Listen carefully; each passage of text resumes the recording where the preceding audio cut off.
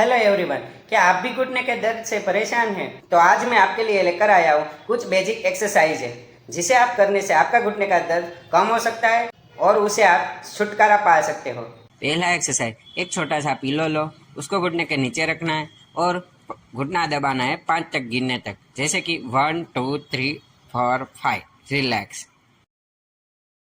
दूसरा एक्सरसाइज, एक तकिया लेना है, उसको घुटने के नीचे रखना है, फिर पैर को घुटने में से ऊपर करना है और पंजा अपनी ओर खींचना है और गिनना है 1 2 3 4 5। Then relax. तीसरा एक्सरसाइज, जिस पैर के घुटने में दर्द नहीं है उसको मोड़ देना है और जिस पैर के घुटने में दर्द है उसको घुटने में से सीधा रख के कमर में से ऊपर करना है और पैर को अपनी ओर खींचना है और 5 तक गिनना है। Then relax.